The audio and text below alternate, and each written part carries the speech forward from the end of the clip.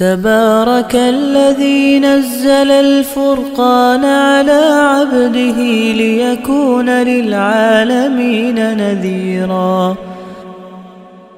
ما کان محمد ابا احد من رجالکم، اور محمد نہیں ہے صلی اللہ علیہ وسلم تمہارے مردوں میں سے کسی کے باپ، ولیکن رسول اللہ ہے، بلکہ اللہ کے رسول ہیں، وخاتم النبیین، اور نبوت کے سلسلے کی سیل ہیں، یعنی حضور صلی اللہ علیہ وسلم پر آ کر سلسلہ نبوت سیل ہو گیا، اب نو مور۔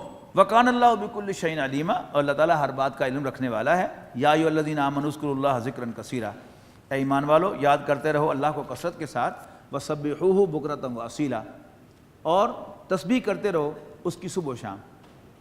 هو الذی یصلی علیکم وملائکتہ، وہی ہے جو رحمت فرماتا ہے تم پر اور اس کے فرشتے بھی، لیخرجکم من الظلمات الی النور۔ اب تمام مسلمانوں کو خطاب کر کے یہ کہا جا رہا ہے کہ اللہ اور اس کے رسول کے فرشتے تم پر درود کرتے ہیں، درود بھیجتے ہیں تاکہ وہ تمہیں نکالے اندھیروں سے روشنی کی طرف۔ وکان بالمؤمنین رحیما، اور اللہ تعالیٰ مومنوں کے ساتھ بہت مہربان ہے۔ تحیتہم یوم یلقونہ، ان کا استقبال سلام سے ہوگا جب وہ اللہ تعالیٰ سے ملیں گے۔ وَأَعَدَّ لَهُمْ أَجْرًا كَرِيمًا، اور اللہ تعالیٰ نے عزت والا اجر تیار کر رکھا ہے۔ یا ایھا النبی، اے نبی صلی اللہ علیہ وسلم، انا ارسلناک شاہدا ومبشرا ونذیرا، ہم نے آپ کو بھیجا شاہد بنا کر، گواہی دینے والا بنا کر، خوشخبری دینے والا اور خبردار کر دینے والا بنا کر، وداعیا الی اللہ باذنہ، اور اللہ تعالیٰ کے حکم سے اس کی طرف بلانے والا بنا کر، وسراجا منیرا، اور روشنی کا ایک چراغ۔ روشنی کا فنکشن کیا ہوتا ہے؟ راستہ دکھانا۔ اب یہاں اندھیرا ہو جائے تو ہم جہاں سے باہر نہیں نکل سکتے کسی چیز کے ساتھ ٹکرائے بغیر، لیکن تھوڑی سی بھی روشنی ہو جائے گی تو اس سے کیا ہے، ہمیں راستہ نظر آئے گا۔ وبشر المؤمنین بان لہم من اللہ فضلا کبیرا، اور مومنوں کو خوشخبری دے دو اس بات کی کہ ان کے لیے اللہ تعالیٰ کی طرف سے بڑا فضل ہے۔ ولا تطع الکافرین والمنافقین، اور مت کہا ماننا کافروں اور منافقوں کا، ودع اذاہم، اور نہ پرواہ کرنا ان کے ستانے کی، وتوکل علی اللہ، اور اللہ پر بھروسہ کرنا، وکفیٰ باللہ وکیلا، اور اللہ تعالیٰ کافی ہے کارساز۔ یا ایھا الذین آمنوا، اے ایمان والو، اذا نکحتم المؤمنات، جب نکاح کرو تم مومن عورتوں کے ساتھ، ثم طلقتموہن، پھر تم ان کو طلاق دے دو، من قبل ان تمسوہن، اس سے پہلے کہ تم نے انہیں چھوا ہو، فما لکم علیہن من عدۃ تعتدونہا، تو تمہاری طرف سے ان پر کوئی عدت جو ہے وہ لازم نہیں ہے، اس لیے چھوا ہی نہیں تو عدت نہیں ہوتی اس کی، جب تک رخصتی نہ ہوئی ہو، اس سے پہلے طلاق ہو جائے تو کوئی عدت نہیں ہے۔ فمتعوہن، تو پھر بھی انہیں کچھ نہ کچھ مال دو، وسرحوہن سراحا جمیلا، اور انہیں بھلے طریقے سے رخصت کرو۔ یا ایھا النبی، اے نبی صلی اللہ علیہ وسلم، انا احللنا لک ازواجک اللاتی آتیت اجورہن، ہم نے حلال کر دی ہیں آپ کے لیے تمہاری وہ بیویاں جو آپ نے مہر ادا کر کے اپنے حرم میں لے کے آئے ہیں۔ وما ملکت یمینوں کا، اور تمہاری لونڈیاں بھی تمہارے لیے حلال ہیں۔ مما افاء اللہ، جو مال غنیمت میں تمہیں عطا کی گئی ہیں یا مال فے میں آئی ہیں۔ وبناتی امیکا، اور تمہارے چچا کی بیٹیاں، وبناتی اماتکا، اور تمہاری پھوپھی کی بیٹیاں، وبناتی خالکا، تمہارے ماموں کی بیٹیاں، وبناتی خالاتکا، اور تمہاری خالہ کی بیٹیاں، اللاتی ہاجرن معک، جنہوں نے آپ کے ساتھ ہجرت کی ہو۔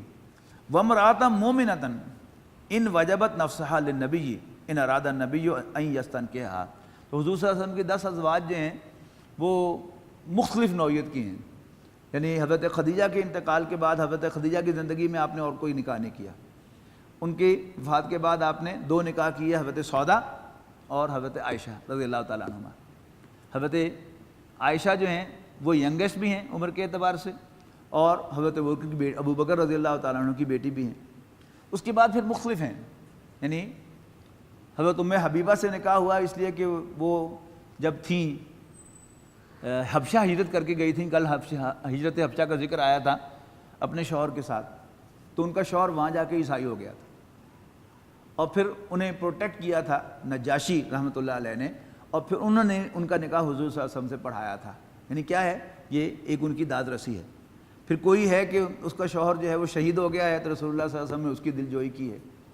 پھر 3 وہ ہیں کہ جو حضور صلی اللہ علیہ وسلم کے پاس لونڈی کی حیثیت سے آئیں، تو آپ نے ان کے سامنے اسلام قبول کیا، انہوں نے اسلام قبول کر لیا، پھر آپ نے ان کو آزاد کر دیا، اور پھر آزاد کرنے کے بعد پھر آزاد عورت کی حیثیت سے ان کا نکاح کیا۔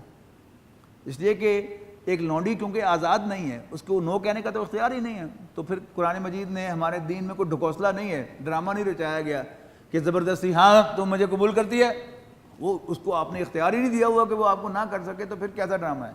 ہاں جب وہ آزاد ہو گئی اب اس کے پاس اختیار ہے، چاہے تو آپ کو شوہر کی حیثیت سے ایکسیپٹ کرے چاہے نہ کرے۔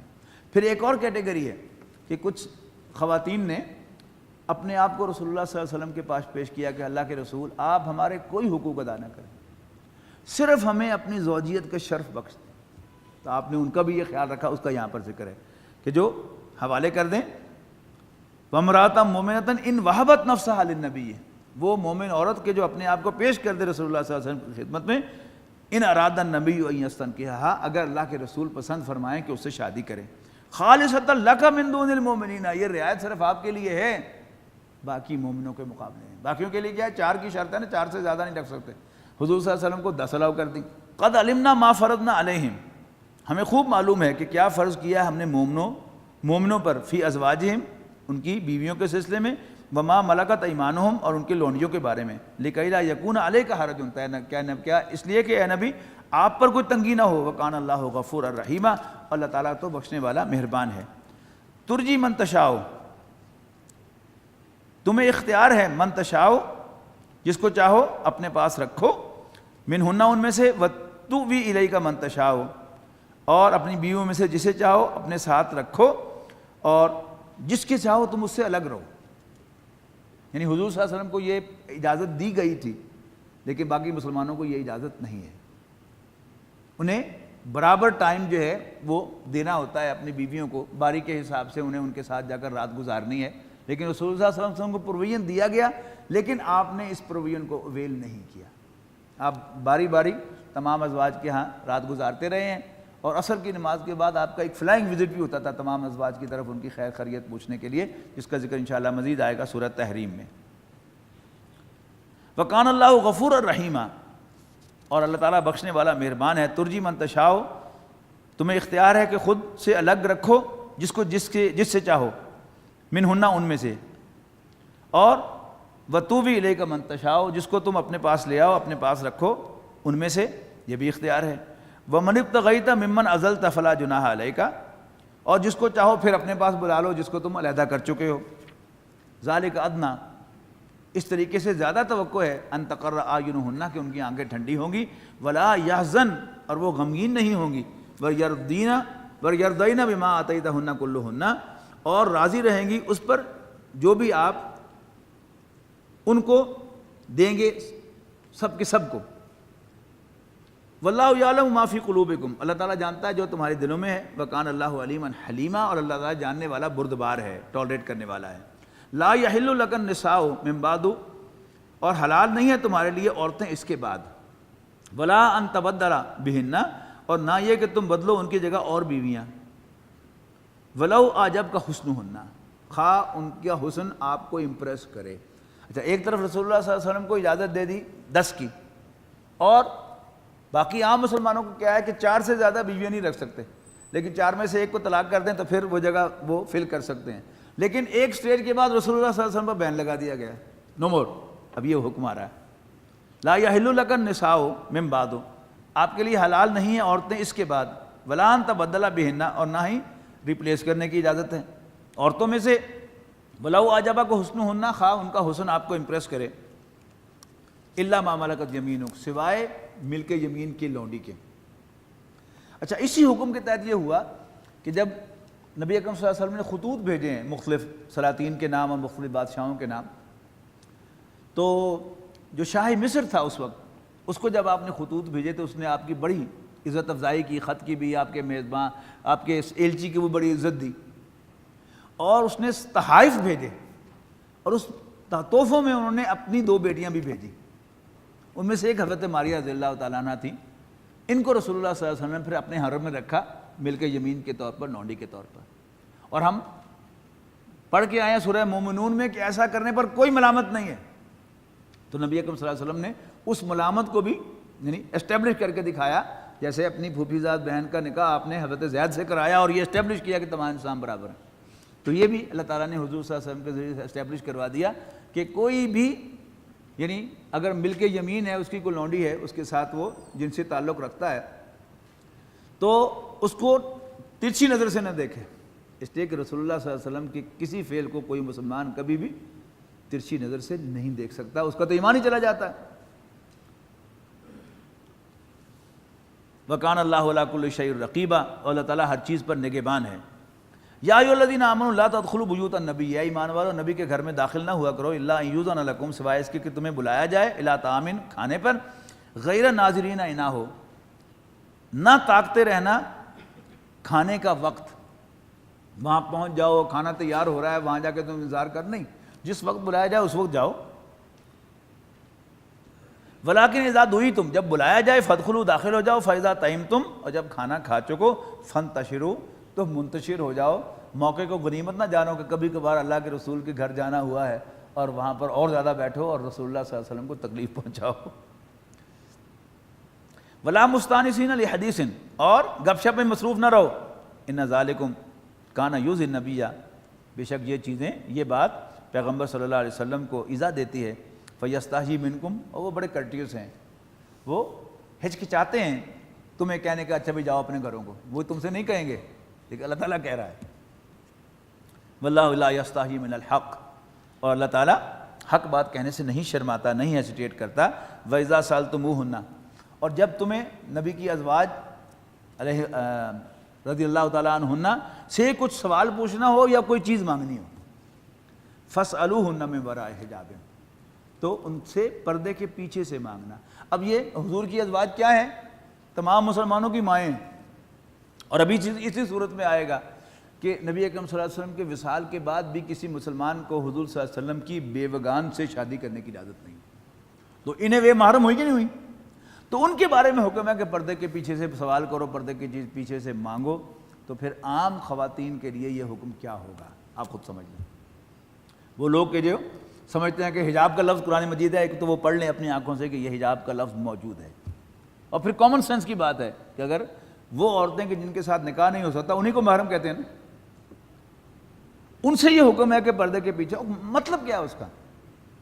یعنی اگر آواز سے ٹیمپٹیشن پیدا ہوتی ہے، جب بھی میں نے مثال بھی دی تھی آپ دو فونوں کی، فون کالز کی، اگر آواز سے ٹیمپٹیشن پیدا ہوتی ہے تو شکل سے ٹیمپٹیشن نہیں ہے؟ کیا عورت کی شکل میں اللہ تعالیٰ نے کوئی کشش نہیں رکھی؟ کیا ہم مرد جو ہیں وہ کسی عورت کی شکل دیکھ کر اپنے اندر کوئی تبدیلی محسوس کرتے ہیں؟ کیا مرد کی شکل اور عورت کی شکل ہمارے لیے ایک جیسی ہوتی؟ اپنے آپ سے پوچھ کے دیکھیں۔ پتہ نہیں کس دنیا میں رہتے ہیں ہمارے یہ سو کالڈ انٹلیکچوئلس، خود بھی بیوقوف بنتے ہیں اور دوسروں کو بھی بیوقوف بناتے ہیں۔ اللہ تعالیٰ کے ہر حکم کے ساتھ اور کوئی نہ کوئی انہوں نے ادھر سے ادھر راستہ نکالنا ہے۔ دین ایک پابندی لگا تھا کہ نہیں ادھر سے نکل جاؤ، دین پابندی لگا تھا کہ ادھر سے نکل جاؤ، اور کچھ نے تو یہ اندازہ بنایا کہ اس کا دین میں وجود ہی کوئی نہیں۔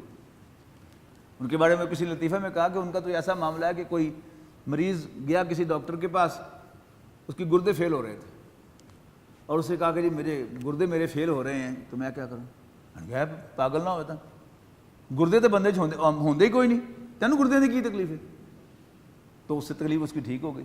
یعنی ہم ویسٹرنائز ہو چکے ہیں ذہناً، جو نظام تعلیم جس میں سے ہم گزرے ہیں، اور اس پر پھر ردا چڑھ رہا ہے میڈیا شریف کا، تو ہمارا جی چاہتا ہے کہ دین کی کوئی پابندی نہ ہو، اور ہمارے یہ دانشور حضرات سو کالڈ انٹلیکچوئلز جو ہیں وہ ہمیں وہ ساری آزادیاں دینے کے لیے تیار بیٹھے ہوئے ہیں۔ پوچھ کے دیکھیں بس انہیں، پردے کی بھی کوئی حیثیت نہیں، میوزک کی بھی کوئی حرمت نہیں، اور یہ بھی ہے اور وہ بھی ٹھیک ہے، یہ خام خواہ مولویوں نے بنایا ہوا ہے، اس کا تو دین میں وجود ہی کوئی نہیں، یہ قرآن شریف میں نہیں آیا۔ تو پڑھ لیں قرآن مجید میں سے۔ محرم ہماری جو ہیں مائیں، یعنی سٹیٹس ماں کا، اوپر سے محرم بھی، اس کے باوجود حکم کیا ہے کہ ان سے کوئی سوال پوچھنا ہو یا کوئی چیز مانگنی ہو تو پردے کے پیچھے سے مانگو۔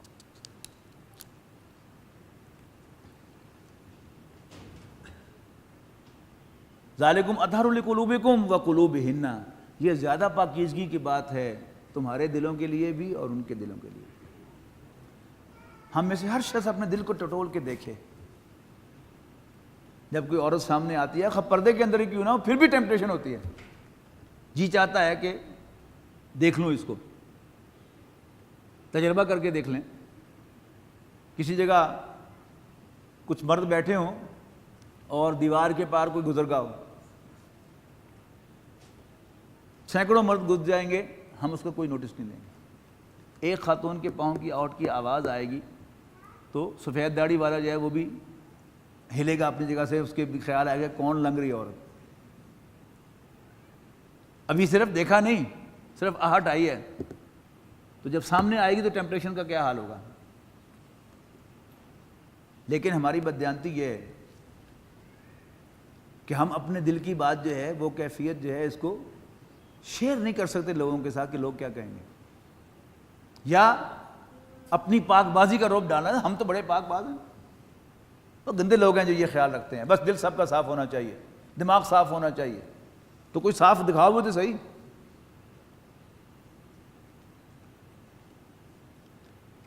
وما کان لکم ان تؤذوا رسول اللہ، اور تمہیں زیب نہیں دیتا کہ تم اللہ کے رسول کو ایذا دو، ولا ان تنکحوا ازواجہ من بعدہ ابدا، اور اسی طرح تمہیں زیب نہیں دیتا کہ ان کی بیویوں کے ساتھ کبھی بھی زندگی میں ان کے ساتھ نکاح کرو۔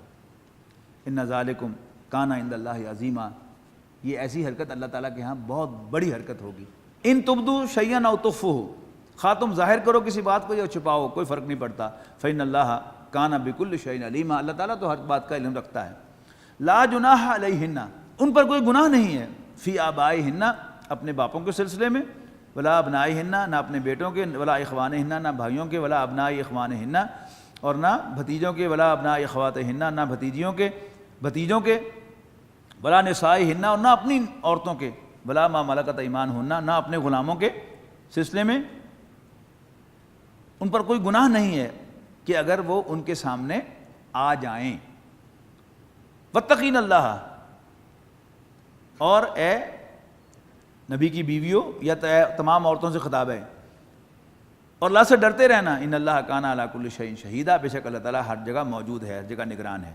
ان اللہ و ملائکتہ یصلون علی النبی، اب نوٹ کیجئے کہ پہلے تمام مومنوں پر اللہ تعالیٰ کا درود اور سلام آیا ہے، اب خاص طور پر رسول اللہ صلی اللہ علیہ وسلم کے لیے اللہ اور ان کے فرشتوں کا درود آیا ہے۔ ان اللہ و ملائکتہ یصلون علی النبی، بے شک اللہ اور اس کے فرشتے نبی صلی اللہ علیہ وسلم پر درود بھیجتے ہیں۔ یا ایھا الذین آمنوا صلوا علیہ وسلموا تسلیما، اے ایمان والو تم ان پر درود بھیجو اور خوب ان پر سلام بھیجا کرو۔ ان الذین یؤذون اللہ ورسولہ، بلا شبہ جو لوگ اذیت دیتے ہیں اللہ اور اس کے رسول کو، لعنہم اللہ فی الدنیا والآخرہ، اللہ تعالیٰ ان پر دنیا و آخرت میں لعنت فرماتا ہے۔ وأعد لہم عذابا مہینا، اور اللہ تعالیٰ نے ان کے لیے ایک توہین آمیز تیار کر رکھا ہے عذاب۔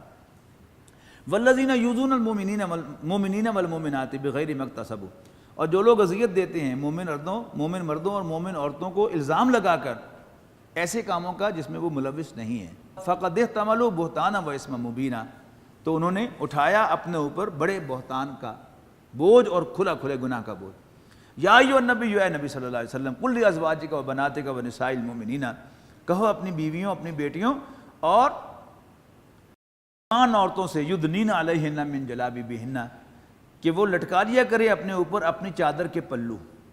یہ آپ کیا ہے، یہ باہر کی بات ہو رہی ہے جب وہ گھر سے باہر نکلیں۔